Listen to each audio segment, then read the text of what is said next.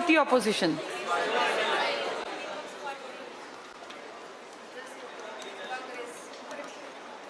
Opposition का मतलब होता है, अब सुनो और समझो, तुम्हें अब तक क्लियर नहीं है ऑपोजिशन क्या होती है। ऑपोजिट का ना उल्टा। सरकार जब काम करती है, सरकार के काम में 100% कमी भी मिलेगी, क्योंकि कोई भी इंसान काम करेगा तो कमी रह जाएगी। अब सरकार के उस काम में कमी निकालने का काम किसका होता है? इसको देखना होता है सरकार ने ये रूल बनाया, इस रूल का फायदा, इसको नुकसान क्या होगा, ये हमेशा देखती है। सरकार के काम में कोई कमी तो नहीं रह गई है, नेगेटिव मतलब वैसे सेंस में नहीं, कमी, ये कमी ढूंढती है। और अगर इसे लगता है सरकार के इस काम में ये कमी है, तो ये उस कमी को तुरंत से सामने लेकर आती है डिस्कशन के लिए, ताकि सरकार जो नीति बनाए वो अच्छी नीति हो। ऑपोजिशन का काम बहुत अच्छा था जब शुरू में था, लेकिन धीरे धीरे ऑपोजिशन ने एक टारगेट बना लिया कि मुझे सरकार कुछ भी करे, मुझे उल्टा ही बोलना है। जब सरकार उल्टा बोलने पे आ जाता है ना सरकार के विपक्ष में, तब समझो फिर हमारे फायदे की बात नहीं करता। ये ऑपोजिशन बहुत ताकतवर चीज है, और अगर ऑपोजिशन समझदार है तो ये किसका फायदा करवा सकती है? जनता। क्योंकि नीति किसके लिए बनाई जाती है? जनता। और नीति में कमी अगर ये दूर करा दे तो सोचो आपके मेरे लिए कितनी अच्छी नीति बन गई। पर हमारे देश में बहुत गंदी फितरत है लोगों की, अच्छे काम की तरफ नहीं चलना। ऑपोजिशन ने स्टार्टिंग से जो रोल निभाया वो कैसे सरकार में जो बैठे इनकी बेइज्जती हो, आज नहीं पहले भी यही काम था। और उनका टारगेट होता है सरकार में बैठे लोगों की किरकिरी करना, इनका मजाक उड़ाना, इनकी बेइज्जती करना। अभी एक केस बड़ा आजकल उछला है सत्यपाल मलिक का, पता है तुम लोगों को कौन है सत्यपाल मलिक? पहले कश्मीर के क्या थे? राज्यपाल। जब वहां पुलवामा अटैक हुआ तो कश्मीर के राज्यपाल थे। राज्यपाल तो बड़ी पोस्ट होती है ना, जैसे देश का राष्ट्रपति है ऐसे राज्य का राज्यपाल। इन्होंने क्या कहा अभी पीछे कुछ दिन पहले, हफ्ते 2 हफ्ते पहले, इन्होंने कहा पुलवामा अटैक गृह मंत्रालय की हमारी कमी थी। हमारी फौज को कुछ दिनों से हम कह रहे थे, मतलब फौज वाले, कि जी हमें ये सुविधा दे दो, लेकिन हमने अनसुना कर दिया। यानी एक गवर्नर जो सरकार का सबसे बड़ा आदमी है किसी राज्य में, वो ये कह रहा है कि जब मैं गवर्नर था और पुलवामा अटैक हुआ तो मैं तब तो नहीं बोल पाया, लेकिन अब मैं बता रहा हूँ कि ये सरकार की कमी थी। जैसे हम ये, अब कई लोग कह रहे हैं कि तब क्यों नहीं बोले। भैया बात ये है ही नहीं कि तब क्यों नहीं बोले, बात ये है कि क्या वो आदमी अब सही बोल रहा है, और अगर अब वो सच बोल रहा है तो ये तो बहुत गलत हुआ कि हमारे सरकार के कारण अगर 43 परिवारों में आप किसी का नाम याद नहीं करते, आप भूल गए, बेटा अब तुझे ना क्लास से बाहर कर दूंगी बस मैं इसके बाद। अब मुझे फायदा करा सकता है ऑपोजिशन अगर वो समझदार हो। अब इस टाइम पे ना हमारी सरकार बहुत अच्छे काम नहीं कर रही है। मैं ये नहीं कह रही हूँ कि किसी पार्टी की सरकार है, लेकिन जैसे बेरोजगारी घट रही है, लगातार बढ़ रही है, क्या इस बात पे सरकार से क्वेश्चन पूछा जाना चाहिए? चाहे उस सरकार में बीजेपी बैठी हो, चाहे कांग्रेस बैठी हो, भाई तुम्हारा मेरा फायदा किस बात में? ऑपोजिशन जो भी हो किसके हक की बात करे? जनता। चाहे वो महंगाई की बात करे, अस्पतालों की जर्जर हालत की बात करे, पढ़ाई लिखाई की बात करे, भाई तुम्हें और मुझे क्या फर्क पड़ता है कि हमारा राज्यपाल कौन है, हमारा प्रेसिडेंट कौन है, हमारा पीएम कौन है? उनमें से कोई, तुम्हारे माँ बाप अगर बुजुर्ग हो गए हैं, उन्हें इलाज चाहिए तो कोई इलाज के पैसे नहीं देगा। तुम्हारे घर में राशन कम है, ज्यादा, उनको कोई फर्क नहीं पड़ता। इंडिया के लोगों को यही तो समझ नहीं है, आपस में लड़ेंगे, झगड़ेंगे, पार्टीबाजी करेंगे। जो सच में ऊपर बैठे हैं ना खाने वाले, उनको कोई फर्क नहीं पड़ता तुम लड़ो, तुम मरो, तुम कुछ करो, उन्हें मतलब है अपनी जेब भरने से। अगर ऑपोजिशन समझदार हो आपका, तो वो जनता की डिमांड को समझेगा और इस डिमांड को वो उठाएगा।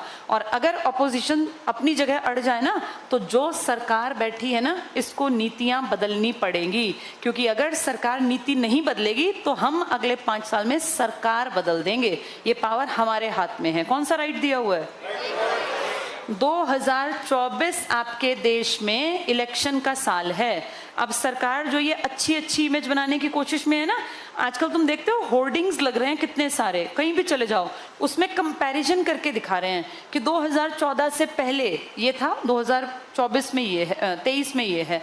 ये सब क्यों किया जा रहा है? ताकि सरकार लोगों को एक चश्मा पहना सके कि हमने कितना अच्छा काम किया।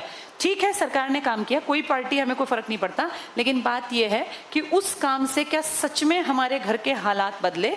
2014 में तुम्हारे घर के हालात जो थे और 24 में जो हैं, क्या तुम्हारे घर में अगर रोजगार मिला किसी को तो बहुत अच्छी बात है, मिला है तो, अगर सरकार की नीतियां हमारे बुजुर्ग दादा दादी के पक्ष में बनी हैं तो हम खुश हैं, अगर सरकार की नीतियां हमारे छोटे भाई बहनों या हमारे आने वाली पीढ़ी के पक्ष में बनी हैं तो हम खुश हैं।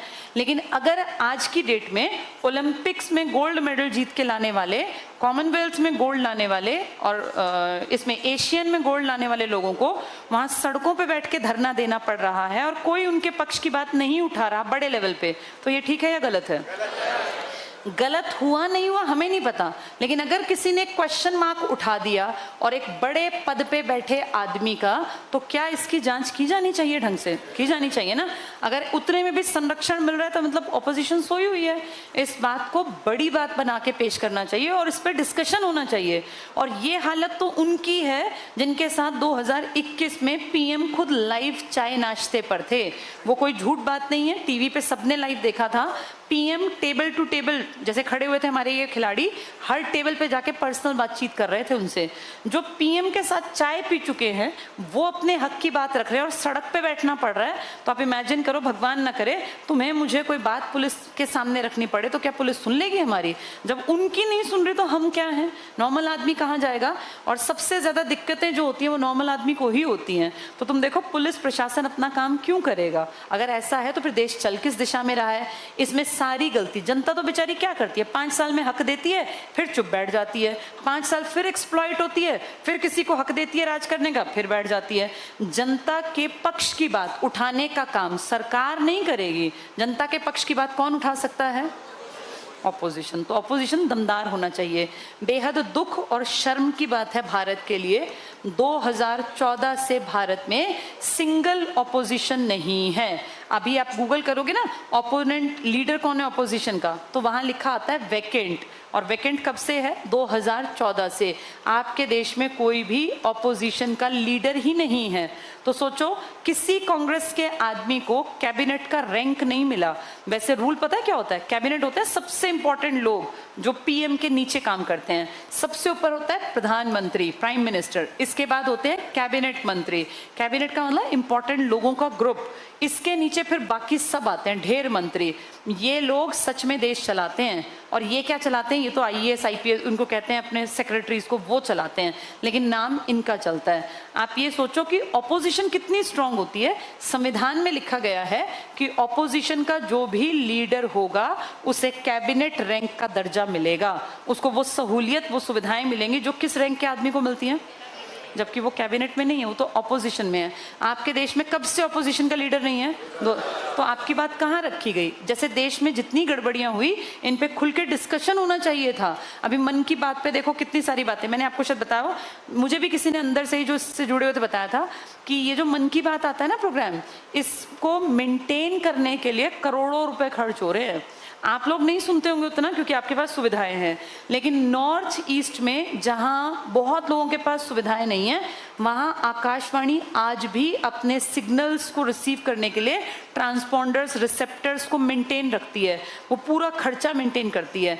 यानी एक मन की बात को सुनाने के लिए बहुत बहुत बहुत सारा खर्चा सरकार करती है। सरकार किसके पैसे का खर्च करती है? हमारा पैसा। हमारा पैसा कैसा पैसा है? टैक्स का। तो अगर वो गलत कर रहे हैं और उनकी मन की बात से कोई फर्क नहीं पड़ रहा तो ये मन की बात बंद कर देनी चाहिए। अगर नहीं पड़ रहा और पड़ रहा है तो बहुत अच्छी बात है। इन चीजों पे भी तो नजर रखने का टाइम है ना कि क्या ठीक है क्या गलत। आपके देश में कैबिनेट मंत्री, सबसे बड़े मंत्री, और उसको किसको ये रैंक दिया जाता है? ऑपोजिशन।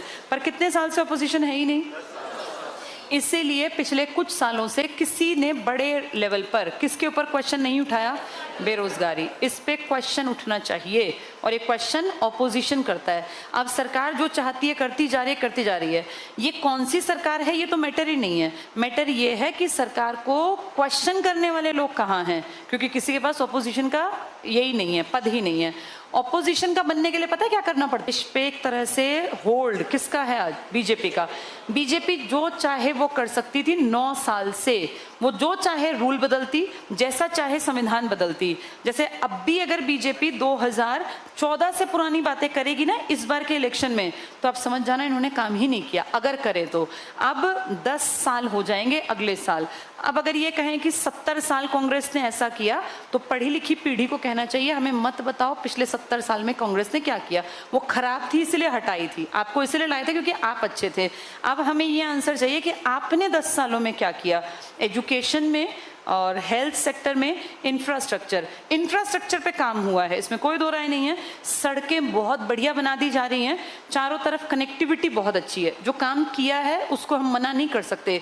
इंफ्रा पे काम किया है सरकार ने, आप किसी भी डायरेक्शन में जाएंगे रोड्स की हालत लगातार सुधर रही है। लेकिन फिर मैं ये बात कहूंगी, इंफ्रास्ट्रक्चर की पेमेंट आप और मैं हम रोज करते हैं, जो टोल टैक्स क्रॉस करते हैं सब पैसे देते हैं ना, तो ऐसा नहीं है कोई मुफ्त की चीज नहीं मिली है। हाँ काम किया है, ये हम मना नहीं कर रहे, काम किया है, पैसे ले रहे हैं, लेकिन बात यह है कि एजुकेशन पे, रोजगार पे और हेल्थ पे, इन तीनों पे क्या काम किया सरकार ने। अगर नहीं किया तो अब इस बार के भाषणों में अगर आप मोदी जी के मुंह से ये सुनते हैं कि 70 साल तक कांग्रेस ने ऐसा किया, तो फिर इस बार हमें उनकी बात नहीं सुननी।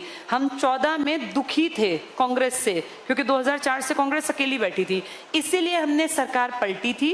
और अगर 10 साल बाद भी सरकार पिछली सरकारों की कमियां निकालेगी तो मतलब सरकार ने कुछ भी नहीं किया। फिर अंतर ही क्या रहा कांग्रेस में और बीजेपी में, क्या अंतर रहा? कुछ भी नहीं, वो भी यही बुराई करते थे, ये भी यही बुराई। इसलिए अब समझदार बनना पड़ेगा, इतना